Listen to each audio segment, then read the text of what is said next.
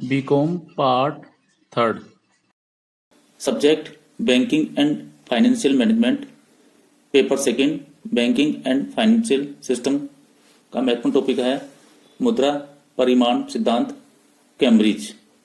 यहाँ पर हम लोग फिशर और कैम्ब्रिज समीकरण की तुलना करेंगे।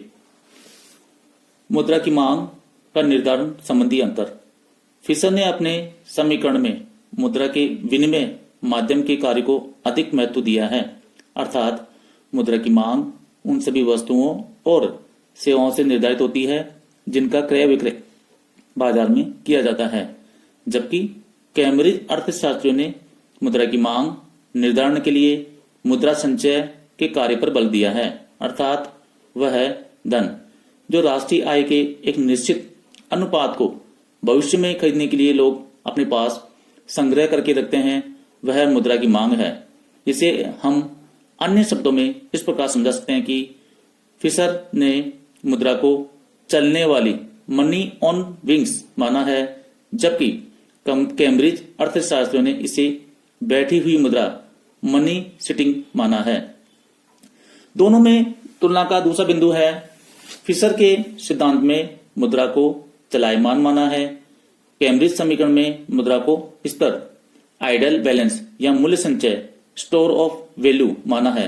इसलिए फिशर ने अपने समीकरण में चलन गति वेलोसिटी ऑफ मनी v पर अधिक बल दिया है, जबकि कैम्ब्रिज समीकरण में k को अधिक महत्वपूर्ण माना है। ध्यान देने योग्य बात यह है कि v बिल्कुल विपरीत होता है k की तुलना में, क्योंकि v में मुद्रा चलती है जबकि k में मुद्रा स्थिर रहती है। दोनों की तुलना का तीसरा बिंदु है, फिशर का सिद्धांत एक दीर्घकालीन सिद्धांत है, वह मुद्रा का मूल्य एक निश्चित अवधि में बदलाता है, जबकि कैम्ब्रिज समीकरण एक निश्चित समय पर मुद्रा के मूल्य को बदलाता है। इस प्रकार कैम्ब्रिज समीकरण अल्पकालीन समीकरण है, जबकि फिशर का सिद्धांत दीर्घकालीन है। जब मुद्रा का मूल्य एक लंबे समय के लिए निर्धारित किया जाता है तो उसमें चलन गति का विशेष महत्व रहता है, क्योंकि लंबी अवधि में उसका उपभोग अनेक प्रकार से किया जा सकता है, परंतु एक निश्चित क्षण पर मुद्रा केवल कुछ वस्तुओं और सेवाओं का प्रतिनिधित्व करती है। यही कारण है कि फिशर ने अपने समीकरण में v को अधिक महत्व दिया है, जबकि कैम्ब्रिज ने k को।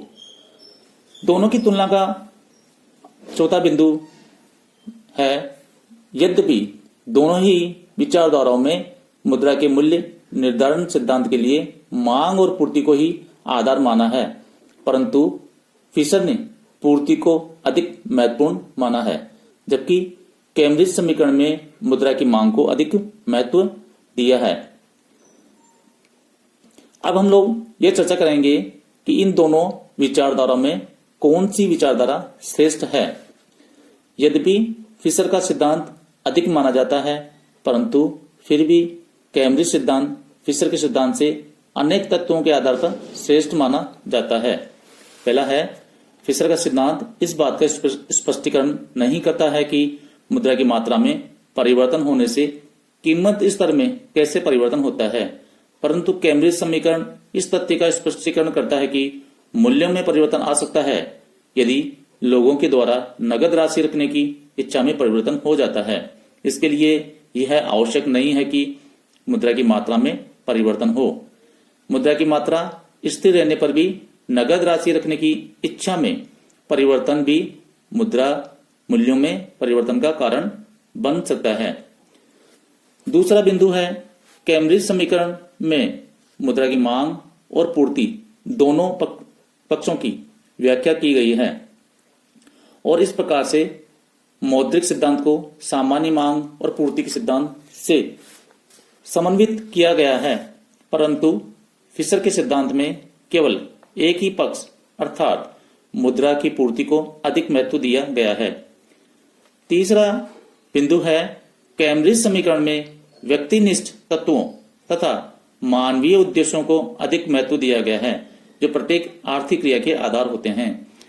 यही उद्देश्य बताते हैं कि मुद्रा का मूल्य कैसे निर्धारित होता है। विचारधारा की श्रेष्ठता में चौथा बिंदु है, फिशर की व्याख्या केवल दीर्घकालीन परिवर्तन से संबंधित है, परंतु कैम्ब्रिज समीकरण अल्पकालीन परिवर्तनों की भी व्याख्या करता है, जिसका महत्व अधिक है। फिशर की व्याख्या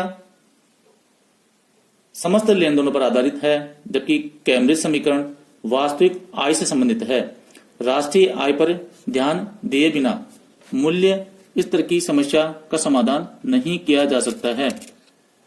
छठा बिंदु है, फिशर के समीकरण में V एवं T अर्थात व्यापारिक सौदे मालूम किया जाना एक कठिन कार्य है, जबकि कैम्ब्रिज समीकरण में K की माप करना सरल होता है। यहाँ K राष्ट्रीय आय है। फिशर का अगला बिंदु यह बताया गया है कि फिशर का समीकरण अवास्तविक मान्यताओं पर आधारित है, परंतु कैम्ब्रिज समीकरण में ऐसी अवास्तविक मान्यताएं नहीं मिलती है। इन्हीं तत्वों के आधार पर कैम्ब्रिज अर्थशास्त्रियों की विचारधारा को श्रेष्ठ माना जाता है, परंतु मुद्रा के मूल्य से संबंधित यह समीकरण जो मुद्रा के परिमाण क्वांटिटी से संबंधित है, 1930 की आर्थिक मंदी में अनुपयुक्त सिद्ध हुआ है। इसीलिए इस विचारधारा की मुद्रा का मूल्य उसकी मांग और पूर्ति संबंधित है का महत्व कम हो गया है।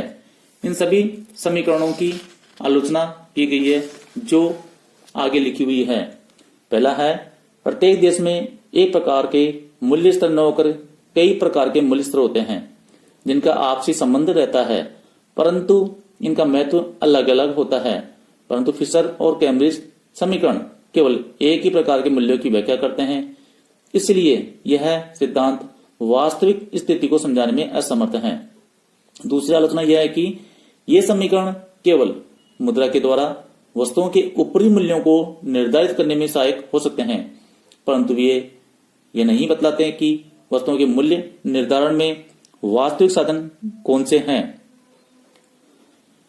तीसरी आलोचना है, इन समीकरणों में ऐसे तत्व छोड़ दिए गए हैं जो अमौद्रिक है, परंतु उनका मूल्य निर्धारण में विशेष महत्व है।